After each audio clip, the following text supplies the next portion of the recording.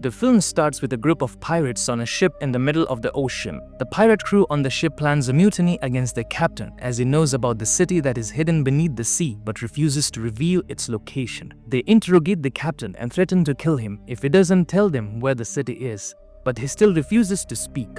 Suddenly, one of them shoots him and he falls into the sea. Holding onto the barrel next to him as he falls, we learn that inside the barrel is his own son, Hexing. From that moment, the pirate leader dies. 20 years after these events, we see Hexing grown up on a boat with a crew of fishermen.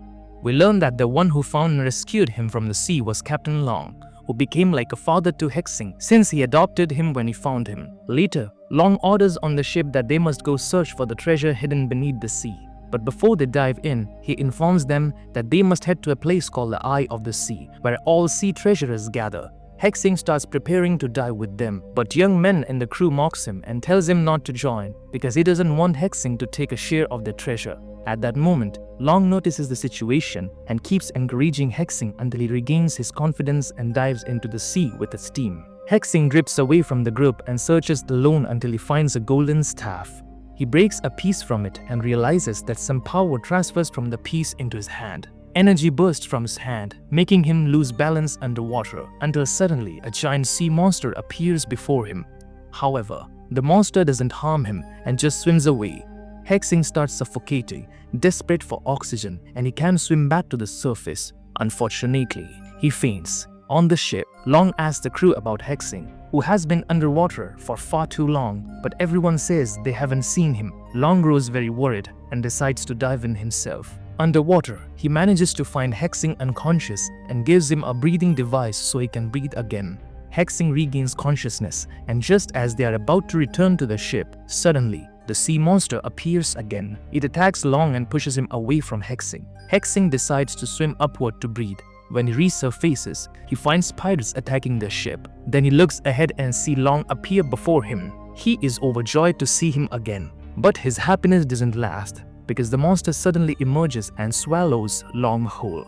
The ship's crew witness what happened, and out of fear, they decide to flee the area, abandoning Hexing alone in the middle of the sea. Hexing then notices the pirate ship approaching him, and they capture him onto their vessel. Once there, they tie him up, and the pirate queen sees the pirate tattoo on his shoulder. She asks him, "Where are you from? Or which pirates do you belong to?" He tells her he's not a pirate at all, but a fisherman of the sea. She then notices the golden piece he carries and asks him, "Where did you get this from?" He tells her that he found it in the sea. She takes it from him and orders her crew to imprison him. They lock him in a room, then he gets hit on the head and faints. When he wakes up, he finds himself tied with Anzu. Anzu tells him that she has sharp teeth and can use them to cut the ropes, so she unties them with her help. She asks him, "Which village are you from exactly?" He tells her he's from the boat dwellers, and she immediately understands he is a sea fisherman. We then see Hexing in the pirate queen's cabin, searching for his golden piece until he finds it. Then he looks at the map and sees a mark on an island called Elixir Island. The mark indicates they are planning to attack the island. Meanwhile, Anzu appears before the pirate crew and they attempt to assault her, but Hexing rescues her.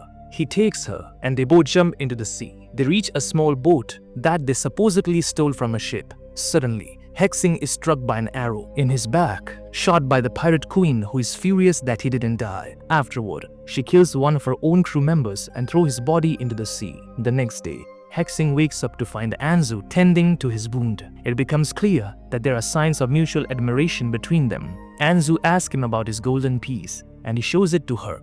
She is greatly surprised. She tells him she's from Elixir Island and reveals that she is searching for the lost city beneath the sea. According to the legend, it lies under Elixir Island, and they actually decide to go to the Elixir Island. And then she gives him a fish so he can eat it, and she tells him that he must eat very well and regain his strength so he can pass through the ghost fog. Of course, when he asks her what this ghost fog is, she explains that in order to go to Elixir Island, he must enter the ghost fog, and this fog is extremely cold. And she explains that anyone who goes through it cannot withstand its coldness, and unfortunately dies immediately. Anyway, by that time, they are in front of the ghost fog, and he asks her, "How are we going to pass through, you smart one, without dying from the cold?" So she tells him that she has 2 bottles of sea mercury water. Suddenly, while she's talking, they get pulled into the fog, and Hexing starts feeling very weak and faints. So Anzu makes him drink from the sea mercury water to wake him up, and indeed, he wakes up. She keeps talking to him so he doesn't faint again. After they manage to pass through the fog, Anzu takes Hexing to her family's house so he can rest well. Anzu's grandfather is very angry with her for bringing a stranger to their village. Later, Hexing wakes up from sleep and goes out to explore the island, where he meets Dr. Wu, who tells him that he is the one who treated the wound on his back and that he saw the pirate tattoo on his body but never told anyone that he was a pirate. Then Anzu arrives and introduces them to each other. Then they tell Hexing that they are trying to search for the treasure of the lost island. Wu asked him to follow him because he wants to give him something that might help him. He gives him a book that has the same drawing of the golden piece that he has, exactly the same. And in the book, it is also written that the city under the ocean is located beneath a very large ship in the Elixir village. Then the three of them immediately go to a very big mountain, and its shape is exactly like a ship. So Hexing understands that the city must be beneath that mountain, and they decide to climb to the top of the mountain. When they climb to the top, they see that there is a mysterious circle in the water.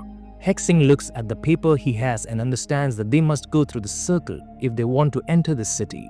And indeed, they all dive into the sea, and they enter through the circle until they reach a place inside the sea where there is no water at all. The three of them find a cave and enter it to explore. When Hexing enters the cave, he remembers every part of it. He recalls that he had come here long ago with his father, the pirate leader. Then his memories are interrupted, and he warns them that they must run quickly from this place because water is coming at them right now. Before he finishes his words, the water really rushes at them and is about to drown them. But suddenly Hexing finds hand-emitting power and he turns the water into ice. He actually saves them at the last moment. After they recover from the shock, they run quickly from the place and accidentally arrive at a spot where a map of the entire ocean is drawn, and this map is engraved on the ground they are standing on. Hexing and Dr. Wu go down to remove the dust from the map. Anzu asks Hexing who he is and how he can even control the ghost fog like that. Then he begins to remember the day he came here with his father and that he was supposed to be drawing on the same map they are standing on. And he also remembers his father's words telling him that he is the only one who will be able to open the eye of the sea.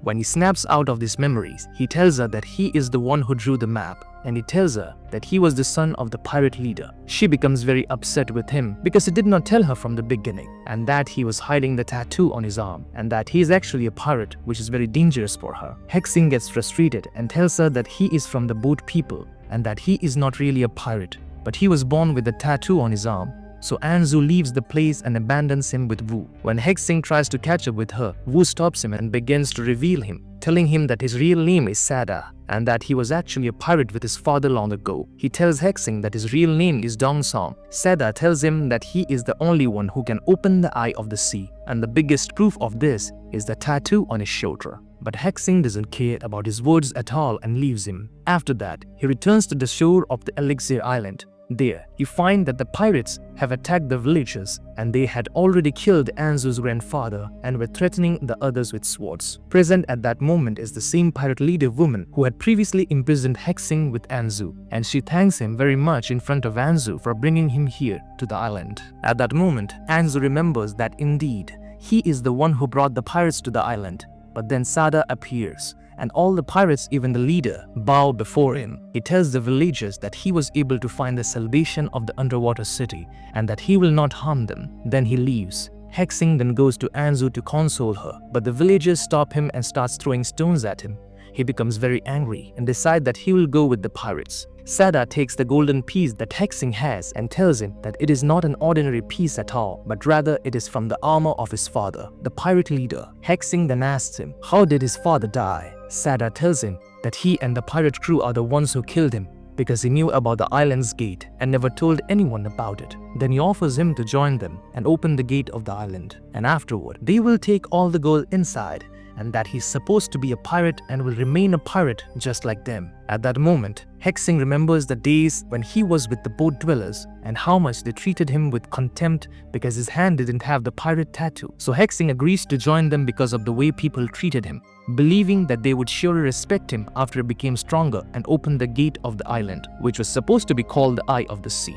On the other side, We see Anzu as she buries her grandfather, and afterwards, she rules the island after him. It turns out that Long is still alive, and Anzu decides to go to him. When she arrives, she asks him to form an alliance with her, along with all the boat dwellers, so they can break the ghost fog. She tells him that no one can do it except Hexing, and they must rescue him from those evil pirates. One of the boat dwellers angrily tells Anzu that none of them will risk their lives for just one pirate. Anzu feels very disappointed and is about to leave, but Long stops her and tells her that he will go with her to save his son. Then we see Hexing on pirate ship, starting to open the gate to the city beneath until suddenly Long's crew attacks the ship and asks Hexing to return with them, but he refuses to go. The pirate leader attacks them, but Hexing stops her and prevents her from harming. Then Anzu appears and begins to tell him that she has learned about his life and that her grandfather told her everything before he died. She reveals that Hexing's father, the pirate leader, was a very kind man who tried to protect them. Hexing tells her that she must leave with her people so he doesn't harm them, and that it's impossible for him to return with them no matter what happens. At that moment, Long appears on the ship with his crew. When he sees Hexing, he's overjoyed that he is still alive and goes to embrace him to take him back with him. But as they're about to leave, Sada betrays them and shoots Long, and unfortunately Long dies. Hexing remembers the day his father died in the exact same way, realizing that it was Sada who had shot his father too and ended his life. After that, Sada escapes from the ship, jumps into the sea and enters the gate of the city. Hexing orders his friends to take Long's body while he will take care of the rest. The pirate leader wants to kill Anzu, but Hexing manages to stop her. Before she can jump at him to kill him with her weapons, the sea monster suddenly appears and swallows her. Hexing then decides to descend into the eye of the sea and stop Sada from opening the gate. He manages to reach the city, and when he looks ahead, he sees Sada. Sada begins to draw power from the city, and his body turns into gold. When Hexing tries to tell him to stop what he is doing, Sada becomes furious and transforms all the water in the sea into ice, knocking Hexing down with his immense power. But then, Hexing gets back up to try to break the ice barrier between him and Sada to stop him, but unfortunately he cannot. When Sada sees him, he attacks him with all his strength, and Hexing is on the verge of fainting. Then Hexing grabs the golden armor piece that belonged to his father, and it transforms into liquid gold. The golden liquid enters his hand until it turns into a golden hand. Hexing feels a tremendous power flowing into his body. Then he rises and uses his golden hand to break the barrier, and indeed, he succeeds, causing the barrier to fall onto Sada and kills him. When Sada dies, the ghost fog completely disappears from the Elixir continent. Hexing's friends are all very overwhelmed at the great achievement, but at the same time, they are sad, thinking that Hexing has died. But suddenly, he rises out of the sea and they realize he still lives. Anzu is very happy, and they decide from that day onward to continue their lives with each other together. And this is how the film ends.